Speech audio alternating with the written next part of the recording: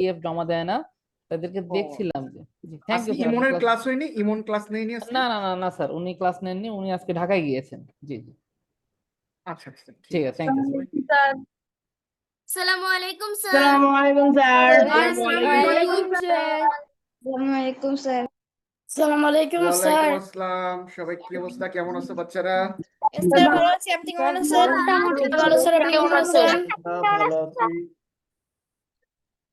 সব ক্লাস 6 না এরা? তোমরা তো ক্লাস 6। ওই টেবিলে দিয়ে বসাস। হ্যালো, ক্লাস 6 না তোমরা? আমার ভয়েস শোনা যায়? Yes sir. স্যার আমাদেরকে ভুলে গেলেন। না না না, আমি একটু কনফিউজড হয়ে যাচ্ছি হঠাৎ করে। রিদা খুব ভালো লেখক খাতায়। রিদা, রিদা কই? আইডিয়া, আর আইডিয়া রিদা। ওর হাতের লেখা বেশ ভালো এবং খাতায় লেখাও ভালো হয় বেশ। তোমাদের আবার আরেকটা পরীক্ষা আছে না 31 তারিখে? স্যার মনে হ্যালো, হয়। স্যার জানি না। জানি না। স্যার হতে পারে। আচ্ছা আচ্ছা আচ্ছা। এমনি অবস্থা কি ওভারঅল? ধরো যে অনেক দিনই তো হইলো, তোমাদের প্রায় মনে হয় 35-36টা লেকচার দিছি এ পর্যন্ত। মানে লেখাপড়ার অবস্থা কি আলটিমেটলি? স্যার ভালো। ভালো? মানে কনফিডেন্স পাচ্ছ যে হলো ক্যাট কলেজে চান্স পাবে এরকম? Yes sir. ইয়েস আচ্ছা স্যার। তাহলে তো আলহামদুলিল্লাহ, এর দরকার নেই। আর হাল ছাড়বা না জীবনে, বুঝছো? যুদ্ধ করতে হলে লেগে থাকতে হয়, শেষ পর্যন্ত যে লেগে থাকে সেই হলো ফাইনালি জেতে। এটা হলো একটা যুদ্ধের নিয়ম। আচ্ছা, ঈশান পাঠক, ঈশান পাঠক, রিয়াদ আল মাহমুদ, কি ব্যাপার একজন নাই? রিয়াদ আল মাহমুদ না থাকলে তো আমাদের ভালো লাগে না। রিয়াদ আল মাহমুদ গেল কই? স্যার রিয়াদ তো আছে। স্যার আছে স্যার। Present sir. একটা মিনিট দাঁড়াও। Present sir. Okay good. Present sir. আরে বাবারে দাঁড়াও। আচ্ছা রিয়াদ প্রেজেন্ট আল মাহমুদ আছে। ঈশান পাঠক কি আছো? ঈশান পাঠক আচ্ছা নাই। মাইনুল ইসলাম ইয়াসিন, মাইনুল ইসলাম ইয়াসিন। আচ্ছা Abdullah Akib, present sir. Istiaq Al Tayeb, present sir. Arabi Mutasim Bhuiyan, present sir. Mutasim Fuad Adil, present sir. Tasnim Tabassum, Tasnim Tabassum, Tasnim Tabassum নাই। আচ্ছা, Nudrat Nawar, present sir. Naima Islam Neha, present sir. Prachurjo De, Prachurjo De, Munim Mohiuddin, yes sir. M S T Maliha, M S T Maliha. আচ্ছা Najaha Nuzhat Khan, present sir. Zarif Shahriar Mahim, present sir. Mahadi Hasan Marjan, yes sir. Araf Abid, present sir. Arno Biswas, yes sir. Mehrab Hossain Mishat, present sir. Anika Fatema, present sir. Abdullal Nahin, present sir. Nusrat Jannat, Nusrat Jannat, Asmina Binte Irfan, present sir. Tasmia A Jannat, present sir. Tahmidul Islam, present sir. Mahmudullah, present sir. Safwan Al Ibrahim, Safwan Al Ibrahim, Safwan Al Ibrahim, দুষ্টু ছেলে নাই। Farhan Ishraq, Mohsina Mariam, yes sir. Atiba Hasan,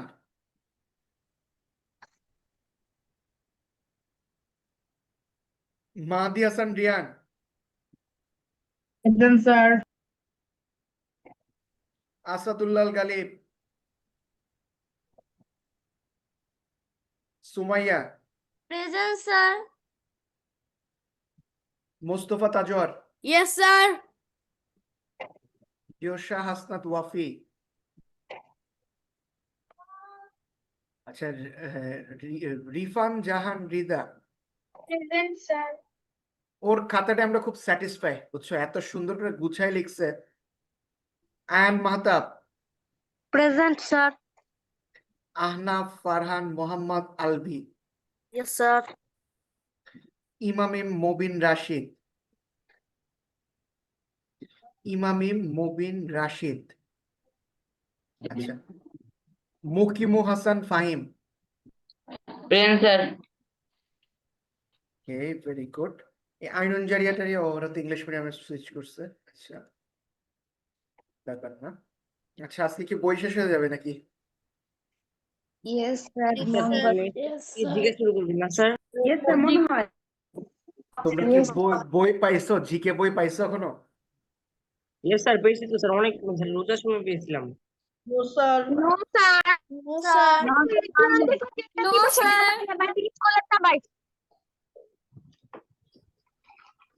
মানে sir বলতে- আমার বলো। যাই হোক, তোমাদের জিকে বই খুব দ্রুত মনে হয় তোমাদের কাছে পৌঁছায় যাবে, তো কোনো টেনশন নাই, ঠিক আছে স্যার? হ্যাঁ হ্যাঁ বাবা, ক্যামেরা অফ করো, সমস্যা নেই। আজকে ইনশাল্লাহ শেষ করে দেবো বইয়ের ঝামেলা, এরপরে আমরা জিকে তে যাবো।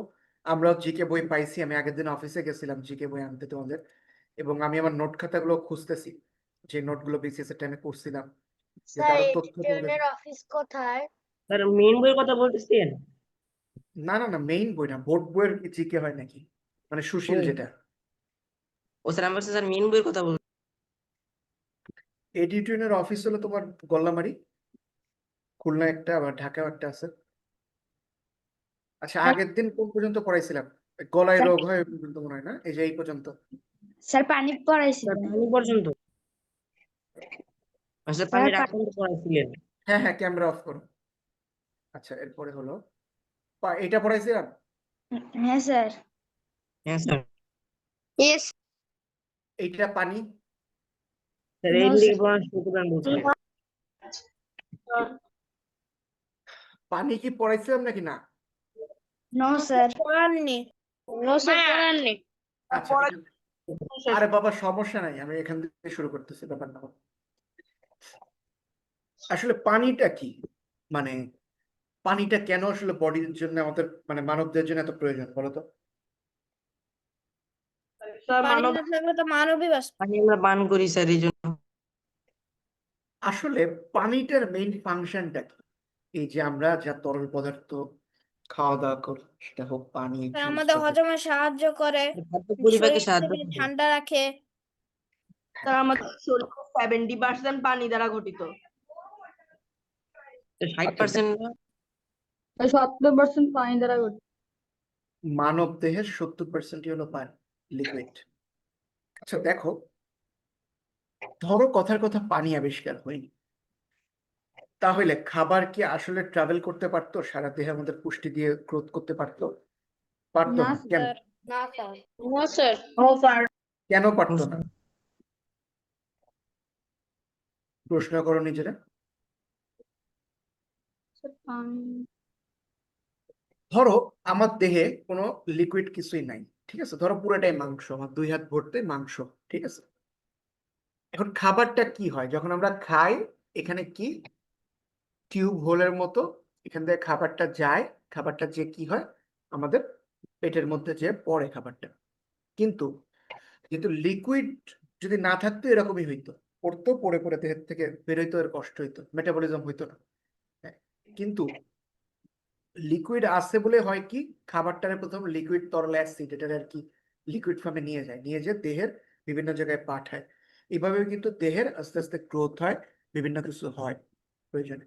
তো পানিটা এই কারণে জীবনের একটা অপরিহার্য অংশ। প্রথম হলো অক্সিজেন বাঁচার জন্য, দ্বিতীয় সবচেয়ে প্রয়োজনীয় জিনিস হলো পানি মানুষ দেহে বাঁচার জন্য। হ্যাঁ, এটা খাদ্য হজমেও সাহায্য করে, যেমন আমাদের দেহের যে তাপমাত্রা এটা নিয়ন্ত্রণ করাও পানি আমাদের সাহায্য করে। আচ্ছা, এবার কথা হলো যদি তুমি কম পানি খাও তাহলে কি হবে? বলো।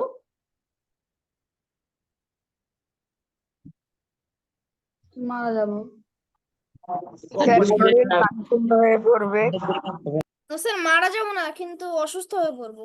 কষ্ট পানি না খেলে তো মারা যাবো স্যার, অনেকদিন না খেলে। গরমে স্যার স্যার পানি না খেলে তো আমাদের ভিতরে যে অঙ্গাণুগুলো আছে সবই তো একদম পুরা শুকায় যাবে। আমাদের দেহের সব আমাদের কোষ মারা যাবে, তো আমরাও মারা যাব। স্যার মারা যেতে আমাদের পেটে যে অ্যাসিডটা আছে ওটা পরিমাণ বেশি বেড়ে যাবে আর আমাদের পেটে সমস্যা হবে। কোষগুলো পচে যাবে। কম পানি খাওয়ার সাথে মারা যাওয়ার সম্পর্ক নেই। মারা যাবা তো পানি না খেলে, কিন্তু কম পানি খেলে কি হবে? কোষ্ঠকাঠিন্য হবে, ঠিক আছে? বাথরুমে যখন যাবো অনেক কষ্ট হবে আর কি, ঠিক আছে? খাদ্য হজম হবে না ঠিক করে, এগুলো ঝামেলা হয়, ঠিক আছে? রক্ত যে সঞ্চালন এই পথে হলো ব্যাঘাত ঘটে, ঠিক আছে? এগুলো পানির অভাবে হয়। আচ্ছা, রাফেজ কি বলতো? রাফেজ কি? তো জানি না। আচ্ছা, জানি। রাফেজ হলো বা এক্সক্রিয়েটা বলো বা যাই বলো, এটা হলো খাদ্যের অতিরিক্ত অংশ, যেটা কি হয় আমাদের, যেটা হজম বা পরিপাক হয় না। তাহলে এটা কি হয় বলো?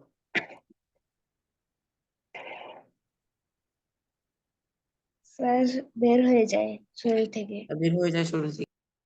আচ্ছা চলো দেখি তোমাদের বই কি বলছে এই বিষয়ে।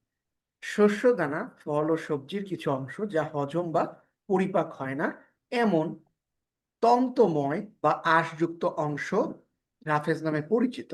ফল ও সবজির রাফেজ সেলুলোজ নির্মিত কোষ প্রাচীর ছাড়া আর কিছুই নয়। রাফেজ হজম হয় না। রাফেজ কি হয়? রাফেজ পরিপাকের পর অপরিবর্তিত থাকে। এই অপরিবর্তিত রাফেজ মানবদেহে মল তৈরিতে বিশেষ ভূমিকা পালন করে। তার মানে আমরা তখন ধরে যা বলছি তাই, আমাদের দেহের যে অতিরিক্ত উপাদান যেগুলো দেহের প্রয়োজন হয় না সেগুলো মল হিসাবে দেহের থেকে বের করে দেয়, সেগুলোরই আর কি রাফেজ বলে আর কি, আঁশযুক্ত অংশগুলো। আচ্ছা, সুষম খাদ্য কি আর অসুষম খাদ্য কি? স্যার সুষম খাদ্য হচ্ছে যেসব খাদ্য প্রয়োজনীয় সকল প্রকার ভিটামিন থাকে, তারপরে আয়রন থাকে, যেগুলো আমাদের শরীরে মানুষ শরীরের জন্য অন্য খাদ্য। আচ্ছা, মনে আছে খাদ্যের উপাদান পড়াইছিলাম? জি স্যার। জি স্যার। খাদ্যে Yes, খাদ্যে সকল প্রকার উপাদান থাকে, ভিটামিন সি, ডি, সকল প্রকার ভিটামিন থাকে, যে তারপরে আয়রন থাকে, সেটাই সুষম খাদ্য। শুধু আয়রন না, প্রোটিন, কার্বোহাইড্রেট, স্যার সব থাকে ওর ভিতরে। প্রোটিন, শর্করা, চর্বি, ভিটামিন সব পরিমাণ মতো থাকবে স্যার। সকল প্রকার উপাদান পরিমাণ মতো থাকে।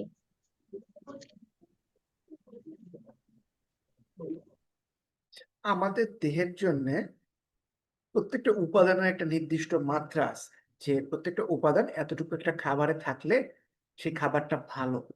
তো সুষম খাদ্য বলতে আমরা এই খাদ্যটাই বুঝি যেখানে কি আমাদের এই খাবারে যত প্রয়োজনীয় উপাদান আছে সেটা উপস্থিত আছে, ঠিক আছে? সেটা হলো সুষম খাদ্য। আর যদি কোনো উপাদান না থাকে তাহলে কি হবে? সেটা সেটা হবে হলো অসুষম খাদ্য। আমাদের যে 6টা উপাদান আছে এর যে কোনো একটা কম থাকলে সেটা হবে অসুষম খাদ্য, ঠিক আছে? এই জিনিসটা কিন্তু বাংলাদেশে আমরা খুব ভুল করি। আমি মনে হয় আগের ক্লাসেও বলছিলাম, আমরা দেখা যায় ভাত খাই অনেক, তরকারি খাই এইটুকু এইটুকু, মানে ধরো মাংস খাই 1 পিস 2 পিস, কিন্তু ভাত খাই অনেক, বা মাছ খাই অল্প। স্যার আমার ক্ষেত্রে উল্টো ওটা স্যার, তরকারি বেশি নেই কিন্তু ভাত কম নেই। আচ্ছা যাই হোক, তাহলে ভালো। তো এই জিনিসটা কিন্তু আসলে ক্ষতিকর, বুঝছো? কারণ ভাত তোমার ফুলাচ্ছে, প্রোটিন অল্প পাচ্ছ, মাসেল গুলো ফুলতেছে না। স্যার বলো। স্যার শাকের মধ্যে কি থাকে? বুঝছি তোমার কথা বাবা। স্যার শাকের মধ্যে কোন উপাদানটা থাকে ভিটামিন? আমি তো জানি না বাবা, তুমি এটা বের করে আমার জানাও, ঠিক আছে? যে স্বাদের মধ্যে আয়রন থাকে আর ভিটামিন সি থাকে। আয়রন আর ভিটামিন সি, যাক ও ইনফরমেশন দিয়ে দিল। এখন ধরো আমারে পৃথিবীর যে কোনো একটা ফল বা সবজির সম্পর্কে যদি জিজ্ঞেস করো যে স্যার ওটার মধ্যে কি থাকে, এটা স্বাভাবিক যে সবকিছু আমি জানবো না, তাই না? একটা জিনিসটা পড়ে আসতে হবে বা একটা জিনিস সম্পর্কে জানতে হবে, এটা কি সম্ভব? হাজার হাজার ধরনের ফল আছে, সবজি আছে, সবগুলোর মধ্যে কি আছে এটা তো আসলে জানা খুব কঠিন। যাই হোক, এটা পাইছো কোথায়? বইয়ের মধ্যেই ছিল?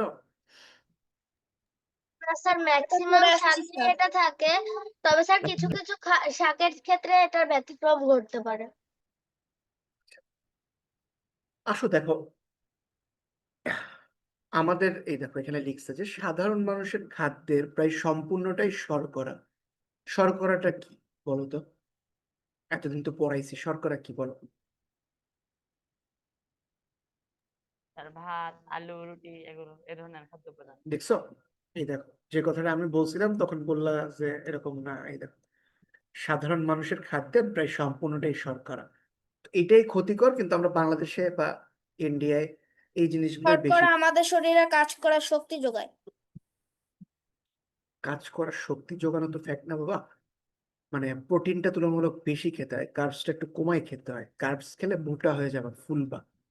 বুঝছো? এটা প্রয়োজন আছে, কিন্তু একটা নির্দিষ্ট পরিমাণে। আচ্ছা, তো এই উপাদানগুলো না থাকলে অসুষম খাদ্য যদি কোনো মানুষ অনেকদিন ধরে খায়, তাহলে কি হবে? সে অপুষ্টিতে ভুগবে বা পুষ্টিহীনতায় ভুগবে। ঠিক আছে? এটা আফ্রিকা অনেক বেশি হয়। হুম? আচ্ছা দেখো, স্বাস্থ্যকর সুষম খাদ্য খাওয়ার জন্য নিম্নলিখিত বিষয়গুলো মনে রাখা প্রয়োজন। শর্করা জাতীয় খাদ্য বেশি খেতে হবে, যথেষ্ট পরিমাণ শাকসবজি খেতে হবে, মাছ বেশি খেতে হবে, মিষ্টি ও তেল বা চর্বি জাতীয় খাবার কম খেতে হবে, লবণ কম খেতে হবে। তো এইখানে স্যার হলো এখানে তোমাদের তো বইতে। শর্করা বেশি খেতে বলেছে। হ্যাঁ বলো বাবা। স্যার এখানে তো শর্করা বেশি খেতে বলেছে। স্যার আপনি তো বললেন শর্করা তুলনামূলক কম খেতে হবে, কিন্তু এখানে তো আসলে শর্করা বেশি স্যার খেতে একটু হবে। বেশি খেতে বলবো। আচ্ছা যাই হোক, তোমাদের বইতে মনে হয় এরকম সিরিয়াল দিছে যে স্যার 50। আমাদের ছোট বাচ্চাদের ক্ষেত্রে, স্যার এটা বড়দের ক্ষেত্রে কম খেতে হবে। আচ্ছা আসো, মানে লবণ 50। কম খেতে হবে। আচ্ছা আমারও একটু বলার সুযোগ দাও, আমি একটু বলি। বেসিক্যালি কি, এই যে খাদ্যের যে চার্টটা, মানে ধরো যে শর্করা, আমিষ, আর হলো তোমার আরেকটা আছে হলো আমাদের হলো তোমার ফ্যাট, যেটা আর কি এক কথায় কার্বোহাইড্রেট, প্রোটিন, ফ্যাট, তিনটা আইটেম আমাদের খাবারে আর কি বেসিক ইনগ্রিডিয়েন্টস থাকে। তো ইউজুয়ালি একটা মানুষকে ইনস্ট্রাক্ট করা হয় যে তুমি এখানে একটা যদি প্লেট নাও, সেই প্লেটের অর্ধেক রাখবা শাকসবজি সালাদ, বাকি অর্ধেকের এক ভাগে রাখবা তুমি হলো মাংস, আরেক ভাগে রাখবা হলো চাল ডাল, এগুলো মানে ভাত, শর্করা জাতীয় খাবার। তো সেই হিসাবেও যদি দেখো তুমি যে একটা খাবারের দেখা যায় 100%-এর মানে 100 ভাগের 25 ভাগ হলো তোমার শর্করা জাতীয় খাদ্য থাকে। তবে এটা কেন এখানে লেখা, ওর কথা হইতে পারে যে বাচ্চাদের ক্ষেত্রে হলো শর্করা জাতীয় খাবারটা বেশি খাওয়ার প্রয়োজন, কারণ বাচ্চারা অনেক ছোট থাকে, চিকন থাকে। ঠিক আছে? তাদের ওই টাইমটা গ্রোথের জন্য হলো মানে একটু ফুলার দরকার হয় বলে শর্করাটা খাওয়াটা ভালো। তবে একটা অ্যাডাল্টের জন্য উচিত কি, শর্করাটা তুলনামূলক একটু কম খাওয়া খাবারের মধ্যে, প্রোটিনটা একটু বেশি খাওয়া, ফ্যাটটা একেবারে কম খাওয়া। এই তিনটার মধ্যে আর কি সবচেয়ে বেশি হবে হওয়া উচিত প্রোটিন, তারপরে কার্বোহাইড্রেট মানে শর্করা, লাস্ট হলো ফ্যাট। যাই হোক, আমি এটা তর্কে যাব না, যেহেতু বইয়ে লেখা আছে সো সেটাই আমরা মেনে আগাবো। ঠিক আছে? তাহলে যেহেতু বইতে আছে শর্করা বেশি খেতে হবে, তাহলে আমরা এই অনুযায়ী আগাবো। তবে বইয়ের এখান দিয়ে আমি দেখাই দিতে পারি যে একটা স্টেটমেন্ট কিন্তু সাংঘর্ষিক, দুইটা বিবৃতি। এখানে দেখো বলছে কি, সাধারণ মানুষের খাদ্যের প্রায় সম্পূর্ণটাই শর্করা। ঠিক আছে? আমাদের দেশে এই যে দেখো, এই লাইনটা যদি পড়ো, আমাদের দেশে বেশিরভাগ লোকের খাদ্যই অসম। হুম? সাধারণ মানুষের খাদ্যের প্রায় সম্পূর্ণটাই শর্করা। তো এইখানেই কিন্তু তারা বলল যে আমাদের দেশের মানুষের খাওয়া দাওয়ার মানে অসম। কারণ হলো কেন? কারণ তারা খাবারের প্রায় সম্পূর্ণটাই শর্করা রাখে। আবার এই জায়গায় বলতেছে কি, স্বাস্থ্যকর সুষম খাদ্য খাওয়ার জন্য কি দরকার? শর্করা খাদ্য বেশি খেতে হবে। তো এইখানেও কিন্তু দুইটা বিবৃতি সাংঘর্ষিক। তারপরেও যেহেতু বইতে লিখে আছে সো এইটাই মানতে হবে। ঠিক আছে? কারণ বইয়ের দেখি তো প্রশ্ন হবে, প্রশ্ন তো আর বইয়ের বাইরে হবে না। সো তাহলে এখানে যা আছে তাই আমরা মানবো। শর্করা কি জাতীয় খাদ্যে বেশি থাকতে হবে, যথেষ্ট পরিমাণে শাকসবজি থাকতে হবে, মাছ বেশি খেতে হবে, মানে মাংসের তুলনায় মাছ খাওয়াটা হলো ভালো, ফ্রেশ প্রোটিন মাছ। আর মাংসের মধ্যে হলো মুরগি হলো ফ্রেশ প্রোটিন, দেশি মুরগি খেতে পারলে সবচেয়ে ভালো। আর মিষ্টি আর তেল বা চর্বিজাত খাবার কম খেতে হবে, এটা ক্ষতিকর স্বাস্থ্যের জন্য। আর এই পাতে লবণ নেওয়াটা কিন্তু ভালো না, বুঝছো? টেবিল সল্ট খাওয়া কিন্তু এটা ক্ষতিকর। স্যার পাতে আমার দেখবে লবণ একটুও ভালো লাগে না, কম উচিত আর কি, লবণ আর চিনি এই দুটো অ্যাভয়েড করতে পারলে। একটুও ভালো লাগে না স্যার। মানে কেউ যদি মানে একটু মোটা থাকো, মানে তোমাদের তো এখনো বয়স হয়নি, মানে যখন বড় হবা তখন যদি মোটা হয়ে যাও, কিছু অভ্যাস চেঞ্জ করবা। 1 নম্বর হলো লবণ আর চিনি বেশি খাওয়া, তেল এবং চর্বি জাতীয় খাবার বাদ দেওয়া। এগুলো যদি জাস্ট বাদ দিয়ে কিছু মাস চলবা, ভাত কমাই দিয়ে খেয়ে, দেখবা যে এমনি শুকিয়ে গেছে। আচ্ছা, থ্যাংক ইউ। এটা হলো আগের দিনের লেকচার ছিল। আচ্ছা, আমরা কিন্তু বইয়ের বাইরে যাব না, যেহেতু বইয়ে লেখা শর্করা বেশি খেতে হবে, তাহলে ওইটাই থাকবে, ঠিক আছে? বাট এমনি উচিত না আসলে খাওয়া। বইয়ের বাইরে যাব না, কারণ বইয়ে যা লেখা আছে তারাই মেনে আগাইতে হবে। নাহলে কি হবে বলতো? ধরো তুমি একটা উত্তর দিছো পরীক্ষায়, পরে সেই উত্তরটারে বলবে ভুল, তাই না? হ্যালো, কথা বলে না। Yes sir. স্যার আমার কথা শোনা যায় তো? Yes sir. আচ্ছা, আমরা আমাদের বিজ্ঞানের শেষ অধ্যায়ে আসছি, যে অধ্যায়টার নাম হলো পরিবেশের ভারসাম্য ও আমাদের জীবন। আসলে পরিবেশের ভারসাম্য বলতে তোমরা কি বুঝো?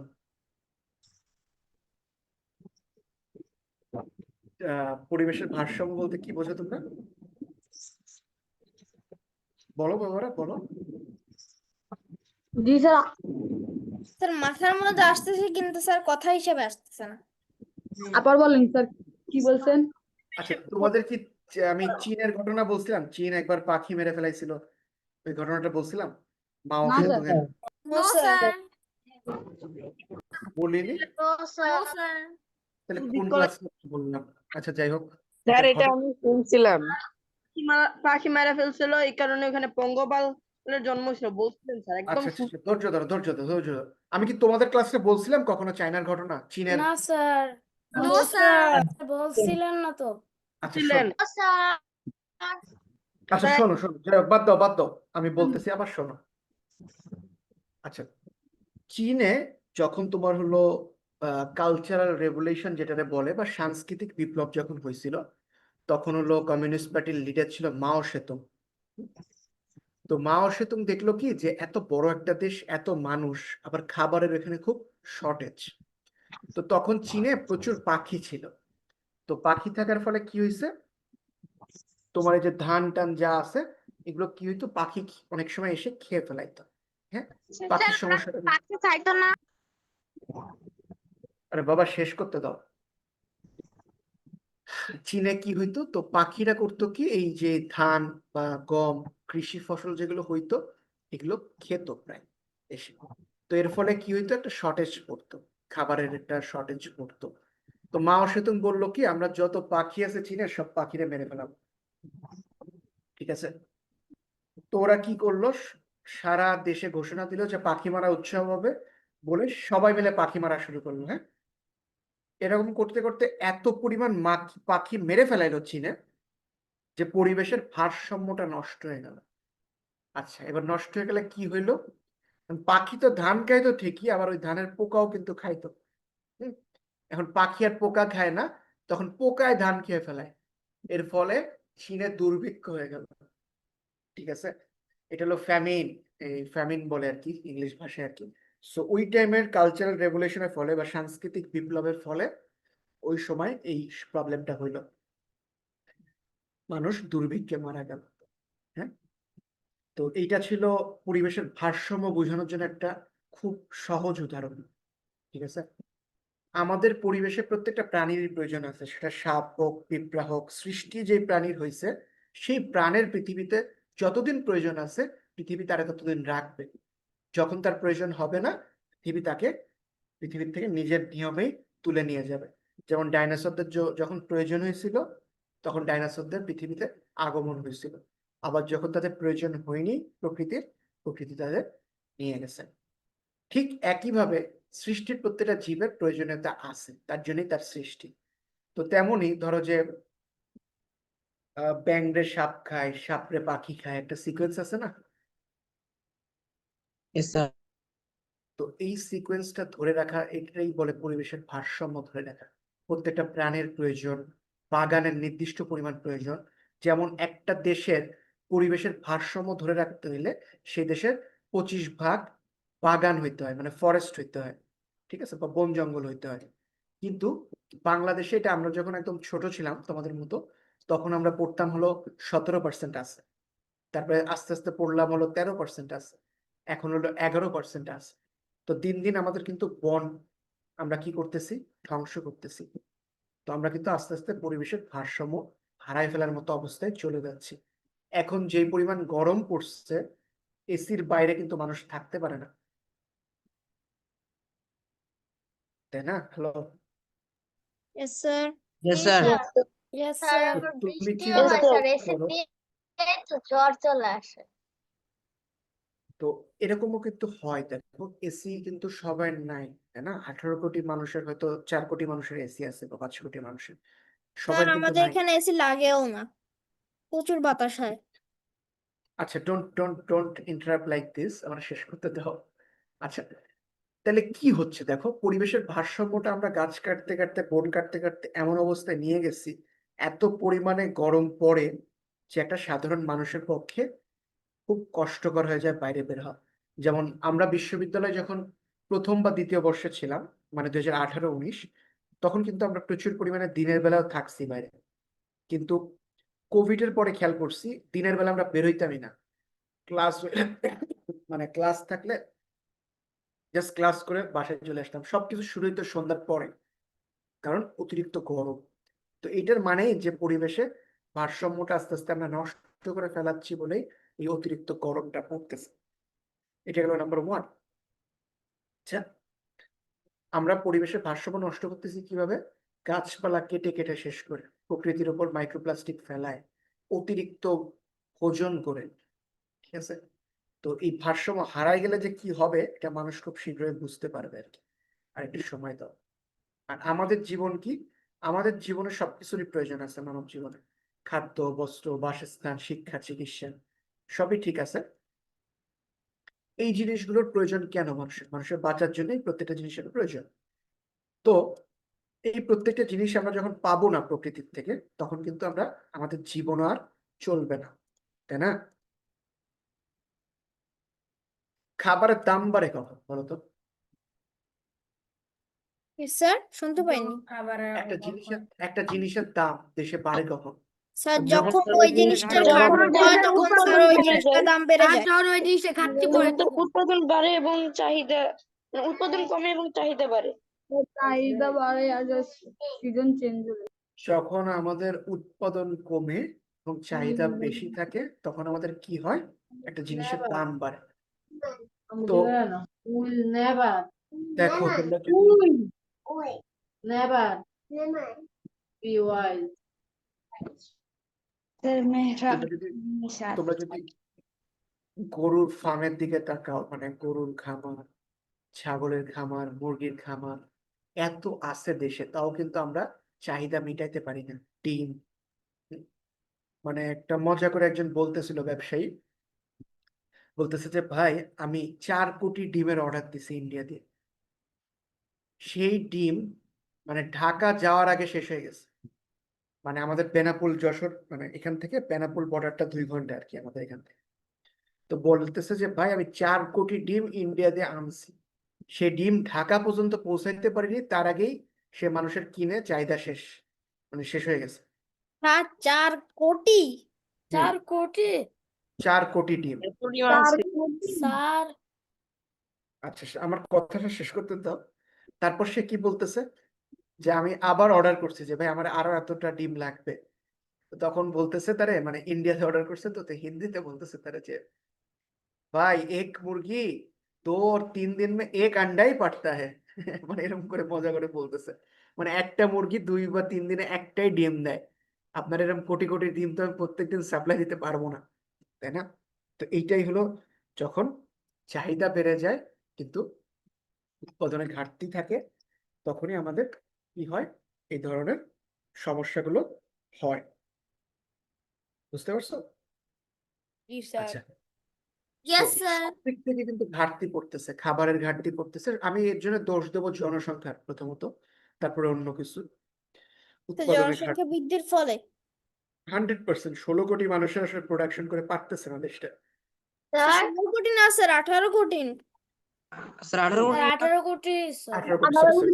না, 17 কোটি 10 লক্ষ। 18 কোটিও না স্যার, 20 কোটি। তার আগে 19 কোটি ছিল স্যার। মানে হিসাব যদি ঠিক করে আরো জনসংখ্যা পাবে।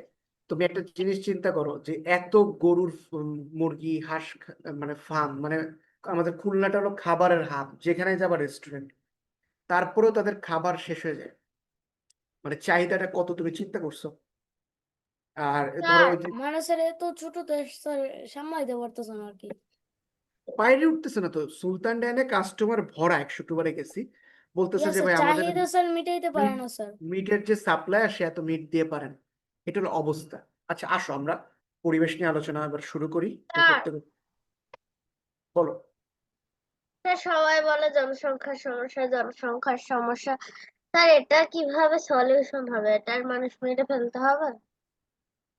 না, মানুষ মেরে ফেলা তো যাবে না। মুভি দেখছি, ওখানে হচ্ছে গিয়ে জনসংখ্যা বৃদ্ধি পাইছে, এর জন্য পরীক্ষা দেয়। ওই পরীক্ষা যদি আপনি পাশ করেন তাহলে আপনাকে রাখবে, নাহলে হচ্ছে ফেল করলে আপনাকে মারি ফেলাবে। মেরে ফেলবে। আচ্ছা রাখো, এখন মানুষটা মেরে ফেলা তো কোনো সমাধান না। সমাধান হলো দক্ষ জনবল তৈরি করা, যেমন যেটা চীন করতে স্যার পারছে। চীন আজকে জনসংখ্যাটাকে স্যার জনশক্তিতে রূপান্তর করে। জনশক্তি। আর চীনে বাচ্চাদের এখন থেকেই এআই পড়ানো শুরু করতেছে। সেটাই তো তোমাদের বলতেছি যে আমাদের বইতে MS ওয়ার্ড কিভাবে, মানে আমার 9-এর একটা স্টুডেন্ট আছে, তার আমি পড়াই, তো তার বইতে আমি দেখতেছি MS ওয়ার্ড ইনস্টল করতে হয় কিভাবে, এটা প্র্যাকটিক্যাল। সো আমরা কোন জেনারেশনে পড়ে আছি যে আমরা ওয়ার্ড, পাওয়ার পয়েন্ট এগুলো ইনস্টল করা শিখতেছি? সে জায়গায় স্যার পৃথিবীর ওটা এআই আমি পারি।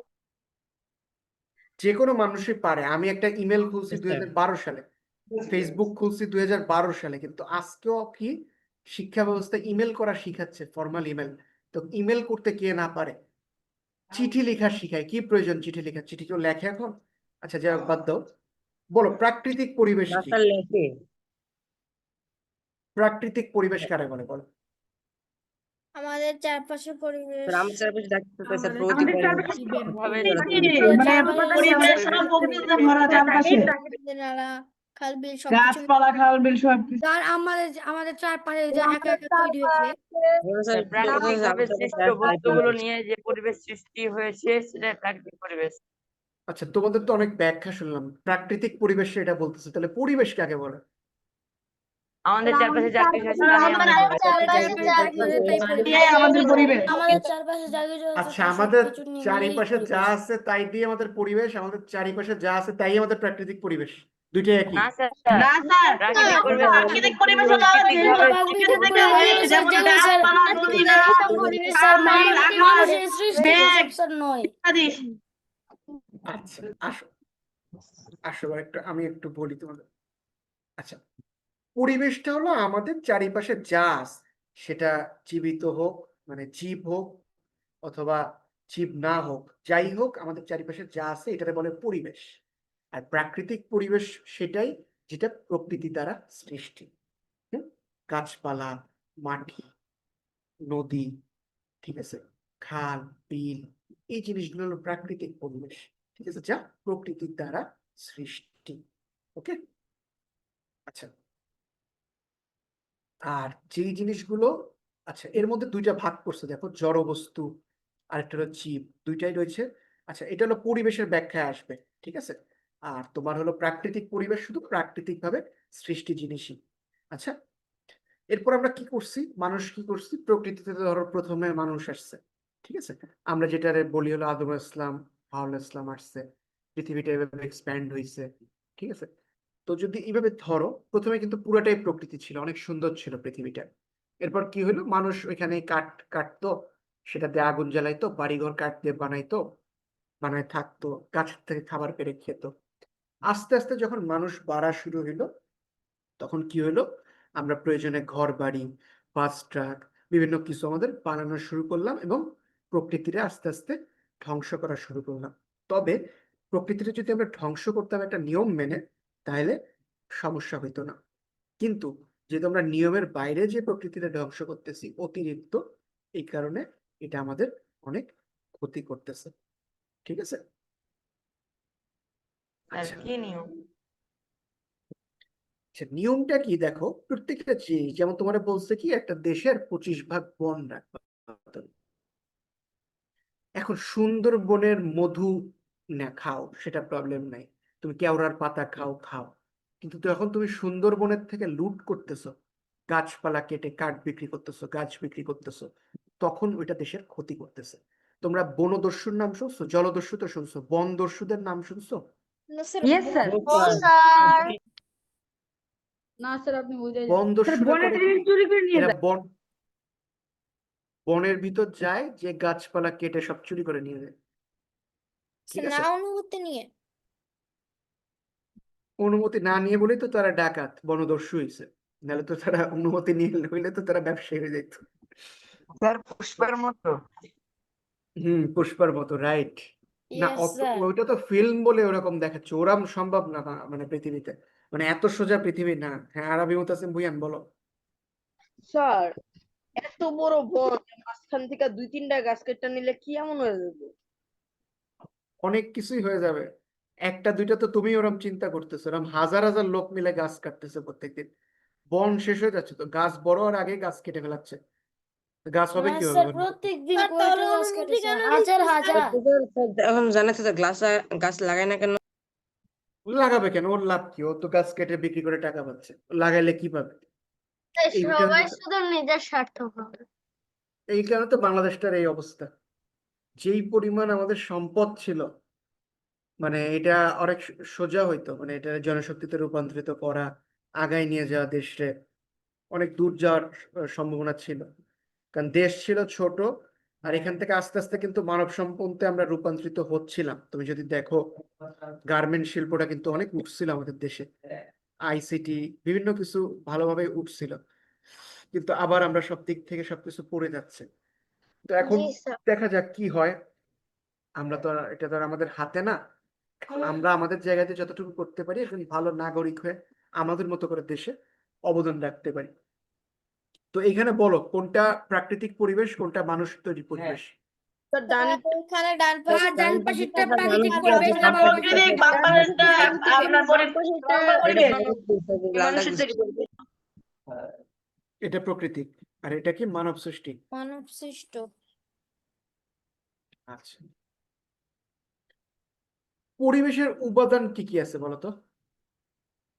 স্যার গাছপালা, পাহাড়, পর্বত। গাছপালা পাহাড় পর্বত গাছপালা গাছপালা, পাহাড়, নদী পর্বত, এয়ার নদী, পুকুর বিল। স্যার ইত্যাদি।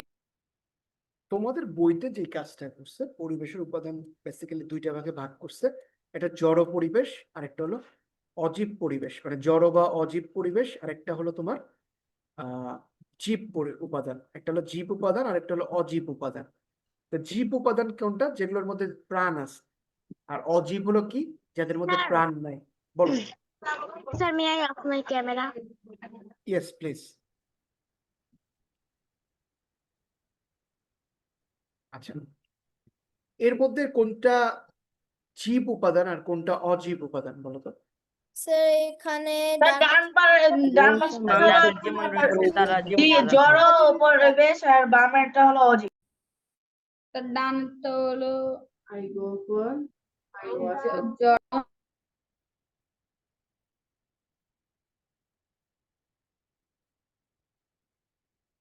আমি ছবিগুলো হারাই ফেলাইছি, নাহলে তোমার হাতে আমার মানে এমসিসকে রুমের ছবি দেখাইতাম। এরকমই ছিল, অনেক সুন্দর। মানে তখন তো সিনিয়র ছিলাম, তখন মানে একটা রুমে দুজন থাকতাম, মানে এক রুমে 4 জন থাকি ইউজুয়ালি। তো যখন সিনিয়র হবো তখন কিছু সুবিধা ভোগ করতে পারবো আর কি। কোন রুমে 3 জন থাকে, 2 জন থাকে, একাও থাকে অনেক অনেক রুমে। এটা দেখে আর কি আমার মনে পড়লো, অনেকটা এরকম ছিল আমার রুমটা। স্যার আমাদের তো একসাথে থাকতেই ভালো লাগে, একা একা ভালো লাগে না। আরে একসাথে তো তুমি থাকবা যখন জুনিয়র থাকবা, পরে যখন আস্তে আস্তে সিনিয়র হয়ে যাবে তখন তো ইয়ে হইতে, যদি প্রিফেক্ট হও, প্রিফেক্ট হলে তো তুমি একা একটা রুমে থাকতে হবে। মানে ক্যাডেট কলেজে প্রত্যেকটা হাউসে 2টা সিঙ্গেল রুম আছে, ঠিক আছে? এই সিঙ্গেল রুম গুলোয় থাকে হলো দুইটা প্রিফেক্ট, একটা হলো হাউস প্রিফেক্ট আর একটা হলো হাউস প্রিফেক্টের সাথে যদি কোনো ক্রস বেল্ট থাকে তারা, ঠিক আছে?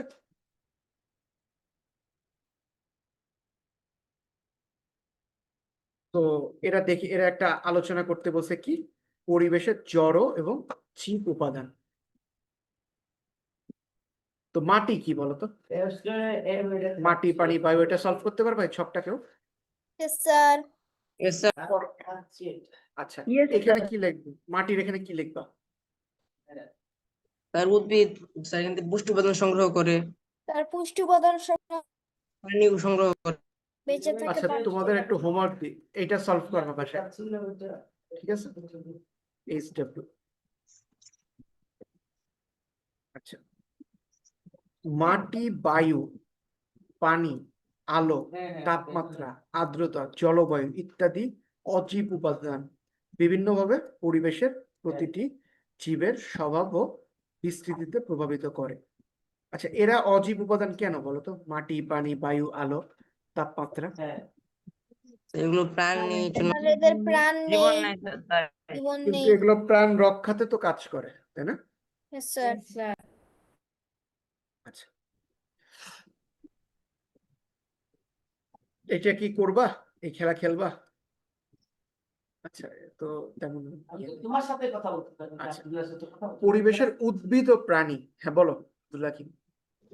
এখানে কি কোনো ক্যারেক্টার আছে? বুঝিনি বাবা, একজন একজন কথা বলো। আব্দুল্লাহ কিবাকে বলো। স্যার আমার এই নাইমা মিউট করো, দাঁড়াও 1 মিনিট, এক একজন করে আমি ডাকতেছি, কথা বলো। আকিবা, আব্দুল্লাহ কিবাকে বলো। স্যার আমার আর একটা ক্লাস আছে, আমি কি লিভ নিতে পারি? হ্যাঁ, শিওর। আচ্ছা, এবার হলো নেহা, বলো। স্যার, বাবা বলো।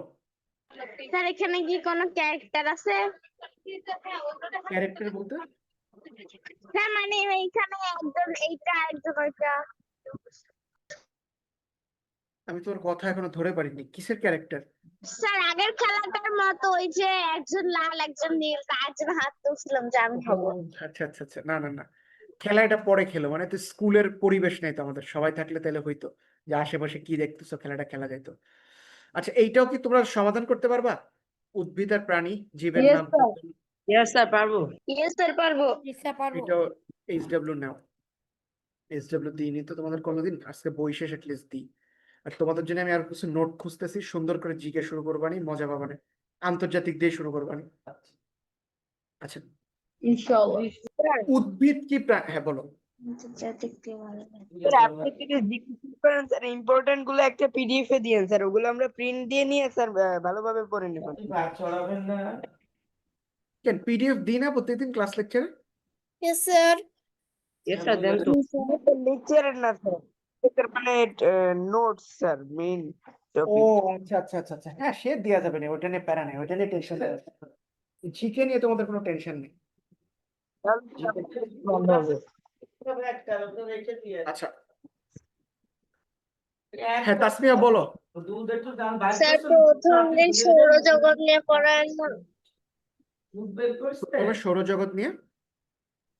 সৌরজগৎ নিয়ে পড়ায়। সৌরজগৎ নিয়ে পড়াবো কেন প্রথমে? জি স্যার আমার ভালো লাগে। স্যার ভালো লাগবে। স্যার মহাবিশ্ব নিয়ে পড়ায় স্যার। আচ্ছা আচ্ছা, দেখা যাবে নি, সমস্যা নেই, একটা সিরিয়াল দিয়ে শুরু করো, সমস্যা নেই।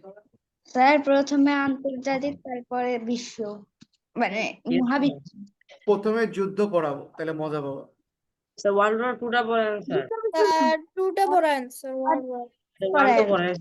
War 1. আচ্ছা, করা যাবে না, টেনশন নাই, সমস্যা নেই, করা যাবে না, এত প্রেশার নেই।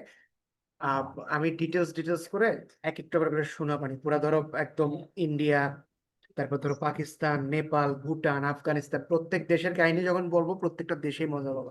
আচ্ছা, আসো। তো অনেকদিন হয়ে গেছে আমি জিকে চর্চার বাইরে, মানে লং টাইম হয়েছে আমি পড়ি না, কিন্তু আমার কাছে নোট আছে প্রবলেম নেই। আচ্ছা দেখো, উদ্ভিদ কি প্রাণী কি বলতো? উদ্ভিদ কি প্রাণী কি? উদ্ভিদ কি প্রাণী কি?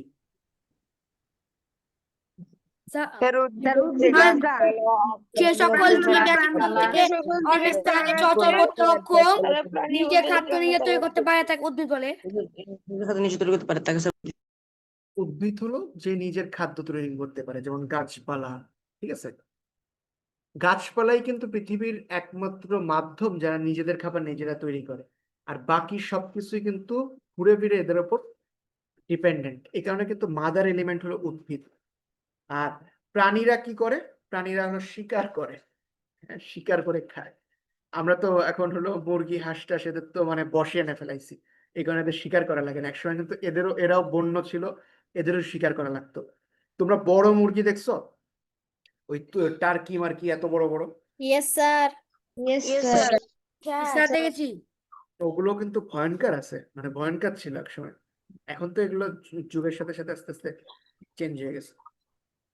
স্যার ওর ডাকটা আমার কাছে ভয়ঙ্কর লাগে। আচ্ছা স্যার দেখো, একবার বলবেন। প্রত্যেক উদ্ভিদ হোক বা প্রাণী হোক, তাদের বেঁচে থাকার 4টা উপাদান লাগে: পানি, বায়ু, খাদ্য এবং সূর্যের আলো। এটা ছাড়া কিন্তু বাঁচতে পারে না। ঠিক আছে, এটা কিন্তু যে কোনো প্রাণ এবং উদ্ভিদ দুজনেরই প্রয়োজন। তুমি আমিও কিন্তু সূর্যের আলো না থাকলে বাঁচতে পারতাম না, এটা জানো, কানা হয়ে যাইতাম। ইয়েস স্যার, দেখো, না থাকলে সবকিছু হবে। সূর্যের আলো না থাকলে তো খাবারই পাইতাম না, ওই জায়গায় তো আমরা মারা যেতাম, তাই না? স্যার আচ্ছা, আর প্রাণের বেঁচে থাকার জন্য প্রয়োজন কি? পানি, বায়ু, খাদ্য, তাপমাত্রা, বাসস্থান। 5টা জিনিস প্রয়োজন। এই তাপমাত্রা স্যার বলতে পৃথিবী এত ঠান্ডা হয়ে যেত বাসই করা যেত। হ্যাঁ, ঠান্ডা হয়ে যেতে বাস করতে পারতাম। দেখো, প্রাণী বেঁচে থাকার জন্য কি করে? শত্রুর কাছ থেকে নিজেদের রক্ষা করে, তাই না? আচ্ছা, আরেকটা জিনিস, এই যে বাঘ বা ধরো যে কুকুর বা যে কোনো প্রাণী কখনো আক্রমণ করে জানো মানুষকে? যখন তুমি তার টেরিটরিতে যাওয়া। প্রাণীরা কিন্তু টেরিটরি নিয়ে খুব সিরিয়াস। টেরিটরির নাম শুনছো তোমরা? জি স্যার, এইটুকু শুনে স্যার টেরিটরি হলো প্রত্যেকটা প্রাণীর একটা নির্দিষ্ট স্থান থাকে। দেখবা, তুমি যদি কোনো বিড়াল পালো, তাহলে যেই জায়গায় ঘুমাইতে দিবা ও সেই জায়গায় ঘুমাবে সবসময়, অন্য জায়গায় যায় না। ওটা যেই পাত্রে খাবার দিবা ও শুধু ওই পাত্রেই খায়। ঠিক আছে, তো প্রাণীদের ক্ষেত্রে ওদের প্রত্যেকের একটা নির্দিষ্ট জায়গা আছে যে এইটা আমার, এর মধ্যে কেউ আসলে, অন্য কোনো বিড়াল আসলে তারা মাইর দেবে, অন্য কোনো কুকুর আসলে তারা মাইর দেবে, এবং যেরকম তারা এটা স্যার এক ট্রিটমেন্ট। মোরগের আস্তানা অন্য মোরগ গেলে ঠোকাঠুকি করে। সেম, এটা বাঘের ক্ষেত্রেও সেম, সব প্রাণীর ক্ষেত্রেও সেম। তারা তাদের আস্থানায় কেউ আসলে এটার হুমকি মনে করে বলে আক্রমণ গুলো করে। ঠিক আছে, আচ্ছা বলো, কে হাত তুলছিল বলো। স্যার এর আগে কি বলছিল, একটা জরুরি কল আসছিল, তো এর জন্য শুনতে তাহলে পারি। পরে শুনে নিও, একবার শোনা লাগবে না। আচ্ছা দেখো, আমাদের উদ্ভিদ আর প্রাণী, এই দুইটার মধ্যে কি পার্থক্য আছে না? অনেক পার্থক্যই তো আছে, জি স্যার। তাই না? স্যার জি স্যার। একজন আরেকজনের উপর কিন্তু নির্ভরশীল ঘুরে ফিরে, তাই না? স্যার আসলে এই অধ্যায়ে নাই তেমন কিছু, যে কিছু নিয়ে আলোচনা করবো। আচ্ছা, এই আসো, তোমাকে ডাইনোসর নিয়ে একটু মজা পেতে পারো। দেখো, আমি তোমাদের আজকে লেকচার শুরু হওয়ার আগে একটা জিনিস বলছিলাম, প্রকৃতির যতক্ষণ পর্যন্ত একটা জিনিসের প্রয়োজন, প্রকৃতি তারে ততক্ষণ পর্যন্ত রাখে, যখন তার প্রয়োজন আর হয় না, প্রকৃতি তাকে সরায় নেয়। ডাইনোসররা পৃথিবীতে হাঁটতো যখন, তখন পৃথিবীর প্লেট টেকটনিক মুভমেন্ট গুলো হয়েছে, প্লেট গুলো ভাঙছে, ভেঙে ভেঙে। আগে পৃথিবী কিন্তু এক জায়গায় ছিল, প্যানজিয়া ছিল, সে পৃথিবী কিন্তু ভেঙে খণ্ড হয়ে আজকে 7টা মহাদেশ হয়েছে। এই ডাইনোসররা যদি না লাফাইতো তাহলে কিন্তু তা হইতো না। এটা পৃথিবীর প্রয়োজনেই তারা একটা সময় আসছে।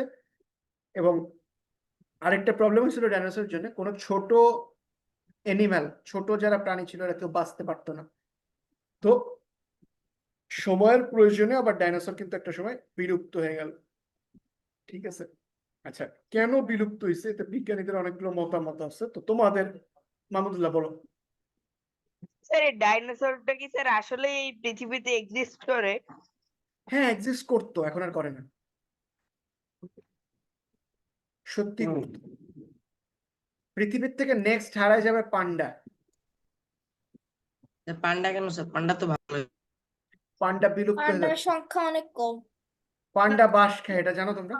প্রচুর কম। Yes sir, yes sir. Yes sir. হ্যাঁ, আরবি বলো। তাহলে তো আমাদের Yes, ভালো। sir. পৃথিবীতে আর মাত্র 100টা এরকম পান্ডা আছে। স্যার বাঁশ খাওয়া তো ভালো। না ভালো ঠিক আছে, সে তো আমরাও জানি, আমরাও তো পান্ডারে বাঁচাতে যাচ্ছি, কিন্তু পান্ডা পৃথিবীর এই বাড়তি তাপমাত্রায় বেঁচে থাকতে পারতেছে না, তো পান্ডাই কেন বিলুপ্ত হয়ে যাবে আস্তে আস্তে। তো এমনই বিভিন্ন বিজ্ঞানীর মতামতের মধ্যে একটা মতামত হলো, তারা ভাবছে যে হলো পৃথিবীর অন্য প্রাণীদের আবির্ভাব হয়েছিল, তাদের কি হইতো, ডাইনোসর, তারা হলো ডাইনোসরের ডিম খেয়ে ফেলাইতো, এই কারণে ডাইনোসর আর বাঁচতে পারেনি। আবার অনেক বিজ্ঞানী বলে কি, যে অতিরিক্ত তাপমাত্রার কারণে ডাইনোসর বিলুপ্ত হয়ে গেছে। আবার কিছু বিজ্ঞানী বলে এরা নিজেরা নিজেদের মধ্যে মারামারি করেই ধ্বংস হয়েছে, যখন খাদ্যের সংকট পড়ছিল।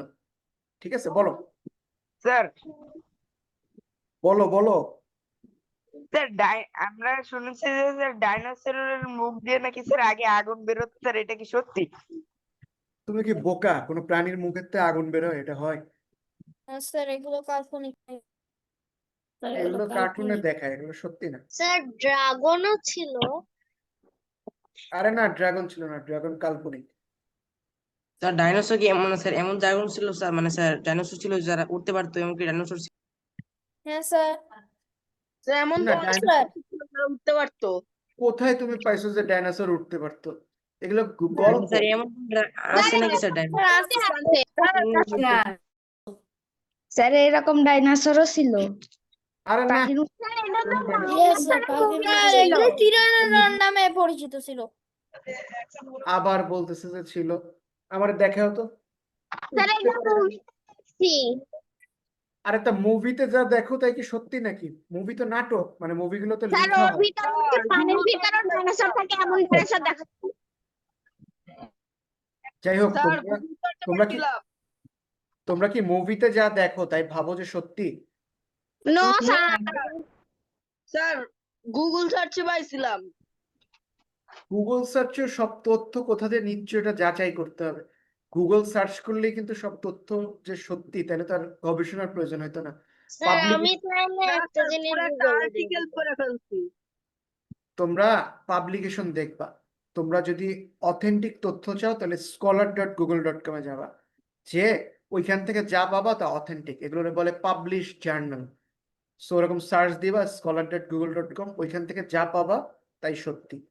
ঠিক আছে, আর এই গুগলে যা লেখো, ধরো আমি একটা জিনিস লিখে ওয়েবসাইট খুললাম একটা, গুগল সার্চ করলে তুমি তাই পাবা, যদি আমার সার্চ লিস্টে আমার প্রথম দিকে আমি আনতে পারি। হ্যাঁ, তো সব তথ্য গুগল দেখে যে সত্য এটা যাচাই করা কঠিন। ঠিক আছে, মেইন সমস্যাটা হলো জনসংখ্যা বাড়তি হয়ে যাওয়ার কারণে আমরা আমাদের চাহিদা মিটাইতে পারতেছি না, এই বাড়ি ঘর বিভিন্ন কিছু বানানো লাগতেছে, এই কারণে আস্তে আস্তে পরিবেশের ভারসাম্য নষ্ট হচ্ছে এবং আমরা এত উৎপাদন করে পারতেছি না।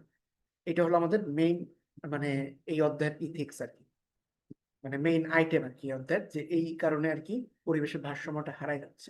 আচ্ছা, পরিবেশের উপাদানের অন্তঃসম্পর্ক এবং পারস্পরিক নির্ভরতা, মানে পরিবেশের যে একটা অজীব হোক বা জড় উপাদান হোক, এদের কি জীবের সাথে একটা সম্পর্ক আছে না, পারস্পরিক, আছে নাকি নাই? Sir yes sir. আচ্ছা, এই সম্পর্ক নিয়ে আলোচনা করতেছে এখানে। বেসিক্যালি ধরো যে বায়ু, বায়ু তো হলো, এর তো জীবন নেই, কিন্তু বায়ু ছাড়া আমরা বাঁচতে পারি না, পানি না খেলে আমরা বাঁচতে পারি না, পানিরও কোনো জীবন নেই, মাটি না থাকলে কৃষির ফসল হইতো না, এটাও ও কোনো জীবন নেই। সো এইভাবে জিনিসগুলো আর কি বোঝানো হয়েছে আর কি। আবার দেখো, জীব জড়ের উপর নির্ভরশীল, আবার একটি জীব অপর জীবের উপরও নির্ভরশীল, একটা জীবন কিন্তু আরেকটা জীবনের উপর নির্ভরশীল। কিভাবে?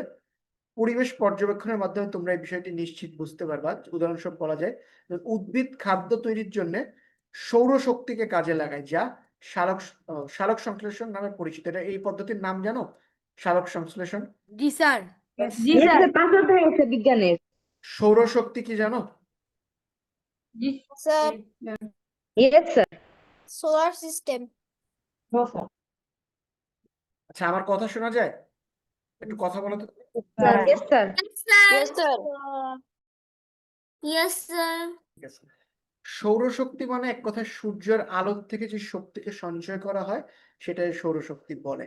ঠিক আছে, তো এই সৌরশক্তিটা কাজে লাগায় উদ্ভিদ কি করে, তার খাবার উৎপাদন করে। আবার এক জীবের উপর আরেক জীব নির্ভরশীল, এটা প্রাণীদের ক্ষেত্রে এরকম অনেক জীবই আছে যারে প্রাণীরা খায়। ঠিক আছে, সো এটা যদি বিলুপ্ত হয়ে যায় তাহলে কি হবে, সে প্রাণটাও বিলুপ্ত হয়ে যাবে।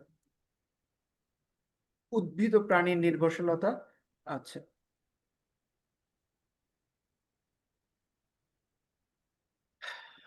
উদ্ভিদ ও প্রাণের নির্ভরতা কেমন? উদ্ভিদ সালোক সংশ্লেষণ পদ্ধতিতে সূর্যের আলো উপস্থিতিতে কার্বন ডাই অক্সাইড এবং পানি ব্যবহার করে গ্লুকোজ অক্সিজেন উৎপন্ন করে। সালোক সংশ্লেষণ প্রক্রিয়ায় উৎপন্ন অক্সিজেন উদ্ভিদ এবং প্রাণীর শ্বসন প্রক্রিয়ায় শক্তি উৎপাদনে কাজে লাগে। প্রাণীর শ্বসন প্রক্রিয়ায় উৎপন্ন কার্বন ডাই অক্সাইড উদ্ভিদের সালোক সংশ্লেষণ পরীক্ষায় ব্যবহৃত হয়। আচ্ছা, এখানে সিম্পল হলো কি, আমরা নিঃশ্বাস নিই, অক্সিজেন নিই, নিঃশ্বাস ছাড়ি, কার্বন ডাই অক্সাইড ছাড়ি। সেই কার্বন ডাই অক্সাইড কি হয়, গাছ নেয়, নিয়ে গাছ আবার বাঁচে, বেঁচে সে আবার অক্সিজেন ছাড়ে। এই যে একজন আরেকজনের উপর যে নির্ভরশীলতা, এই বিষয়টা এখানে বোঝানো হয়েছে। এই অধ্যায় দিয়ে খুব বেশি প্রশ্ন আসবে না, মানে এত ইম্পর্টেন্ট কিছু নেই, এবং কিছু আসলে তোমরা বানাই লিখতে পারবা। তারপরেও আর কি যতটুকু আর কি পড়ানো যায়। আবার দেখো, উদ্ভিদের বংশ বিস্তার ঘটে কিন্তু কীট পতঙ্গের মাধ্যমে, এটা কি জানতো? ইয়েস স্যার, ফাইভে বলছি। আমি কি পলিনেশন বুঝাইছিলাম তোমাদের?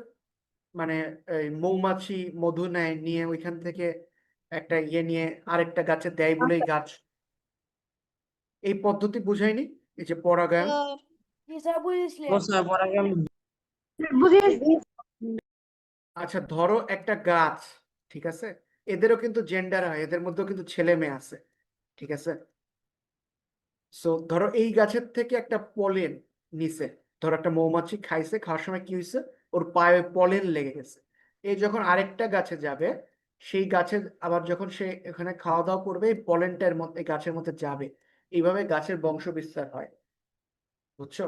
এদের মধ্যে এই যে ফল হয় বা অন্য কিছু যে পাও, এই পলিনেশনটা এইভাবেই হয়, পাখির মাধ্যমে হয়, ঠিক আছে। তো উদ্ভিদ কিন্তু পাখির উপর অনেক নির্ভরশীল। তো সব পাখি মেরে গেলে তো খাদ্য সংকট পড়বেই, তাই না? পরিবেশের বিভিন্ন উৎপাদনটা আমরা কিভাবে সংরক্ষণ করতে পারি বলতো? কিভাবে আমরা পরিবেশটা সংরক্ষণ করতে পারি বলো? স্যার গাছপালা গাছপালা লাগিয়ে সব জিনিসপত্র পুনর্ব্যবহার করে দূষিত না কারো করে গেলে চলবে। এক একটা করে করে দেখায়। প্রথম তো আমাদের অবশ্যই গাছ লাগাইতে হবে। এখন গাছ লাগানো হচ্ছে যে জিনিসটা প্রথম ইম্পর্টেন্ট, প্রথম হলো আমাদের বনগুলোরে বন্ধ করে দিতে হবে একটা নির্দিষ্ট সময়ের জন্য।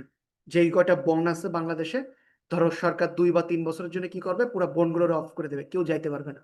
প্রকৃতির সবচেয়ে সুন্দর রিফর্ম করে তখনই যখন মানুষ তার মধ্যে আর প্রবেশ না করে, ঠিক আছে। এটা 1 নাম্বার। 2 নাম্বার, গাছ লাগানো এইভাবে শুরু করতে হবে, যেমন আমাদের একটা ম্যাডাম অ্যাসাইনমেন্ট দিত, 10 মার্কের অ্যাসাইনমেন্ট, যে 5টা গাছ লাগালে 10-এ 10। তো এরকম ধরনের উদ্যোগ প্রত্যেকটা, যেমন আইপিএল এবারে উদ্যোগ নিছে, যে কটা ডট বল হবে সে কটা গাছ লাগাবে, প্রায় লক্ষ লক্ষ ডট বল হয়েছে মনে হয়। তো ওই ধরো যে 1 লক্ষ ডট বল হইলে 1 লক্ষ গাছ লাগবে। এরকম সব জায়গা দিয়ে উদ্যোগ নিয়ে গাছ লাগাইতে হবে। তৃতীয়, আমাদের এই যে গাড়ি, ট্রেন, প্লেন যা যা আমরা ব্যবহার করি, এই প্রত্যেকটা জিনিসটা কি করতে হবে, ব্যাটারিতে নিয়ে আসতে হবে, ব্যাটারি চালিততে বা টেকসই শক্তির মাধ্যমে চলা। বিদ্যুৎ কেন্দ্রগুলো, ইন্ডাস্ট্রিগুলো প্রত্যেকটারে এরকম জায়গায় আমাদের নিয়ে যেতে হবে। তৃতীয়ত কি, ময়লা আবর্জনার ম্যানেজমেন্ট ভালো করে করতে হবে, ময়লা আবর্জনা যাতে পানিতে না পড়ে সেদিকে আমাদের লক্ষ্য করতে হবে। ইন্ডাস্ট্রিটা যাতে ময়লা ঠিক জায়গায় ফেলায় সেসব দিকে আমাদের কি করতে হবে, লক্ষ্য নিতে হবে। সো এইভাবে যদি আমরা প্রত্যেকটা জায়গায় ঠিক করে নিই, তাহলে আমরা কি করব, পরিবেশকে রক্ষা করতে পারবো। বলো বাবা। স্যার সোলার প্যানেলের কি কোনো ক্ষতিকারকতা মানে স্যার সোলার প্যানেলে কি কোনো ক্ষতি হয় আমাদের? না, সোলার প্যানেলে ক্ষতি হয় না, সোলার প্যানেল ভালো। মানে স্যার আমি একটা ভিডিওতে দেখছিলাম যে স্যার এটার মাধ্যমে নাকি রেডিয়েশন না কি যেন ছড়ায়। স্পষ্ট সোলার মিথ্যে কথা। এটা হলো তোমার ওই ব্যবসায়ী যারা, তারা হলো এরকম বিভিন্ন ধরনের ট্রিক্স করতেছে যাতে হলো ওই তেলের ব্যবহার না কমে। তোমাদের ধারণাই নেই গ্যাসের ব্যবসাটা কিভাবে হয়। সব গাড়ি, এই যে গাড়ির তেল লাগে, ইন্ডাস্ট্রির চলতে তেল লাগে, মানে গ্যাস লাগে বা তেল লাগে, যাই হোক গ্যাসের থেকেই সব তৈরি হয়। প্রাকৃতিক যে গ্যাস পাওয়া যায় এখান থেকে তেল, অকটেন, ডিজেল সব তৈরি হয়। ফ্লাইটে লাগে, প্লেনে, তারপর ট্রেনে লাগে, রকেটে লাগে, এই সব জায়গায় তেলের ব্যবসাগুলো চলতেছে। তো এই স্যার সব কিছু চিন্তা করে এরকম আরেকটা পার্টির ওরা নামায় যারা এরকম ভুলভাল রিসার্চ বের করে। বলো। স্যার এছাড়া নাকি স্যার পানি দিয়ে ইঞ্জিন নাকি পানি দিয়ে চলে স্যার, এরকম একটি আবিষ্কার হয়েছিল ইঞ্জিন। যেটা হ্যাঁ, পানি চলে দিয়ে চলে। চলে। স্যার বাষ্প বলে তুমি স্যার শেষে নাকি ওইটার আবিষ্কারক কে স্যার?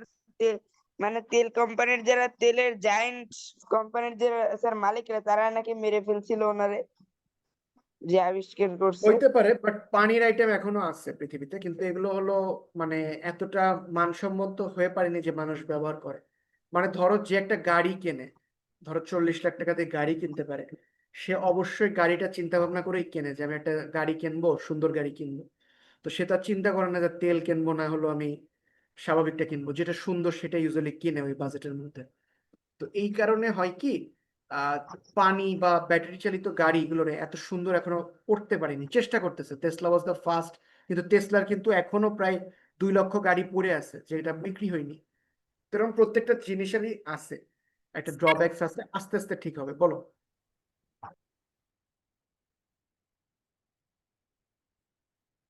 বলো কি জন্য স্যার বলে চিল্লায় উঠলা? আচ্ছা বাবা থাকো, পরশুদিন দেখা হবে, পরশুদিন থেকে জিকে, ঠিক আছে? ইনশাআল্লাহ। ওকে আসসালামু স্যার আসসালামু আলাইকুম স্যার। আসসালামু আলাইকুম স্যার। আসসালামু আলাইকুম স্যার।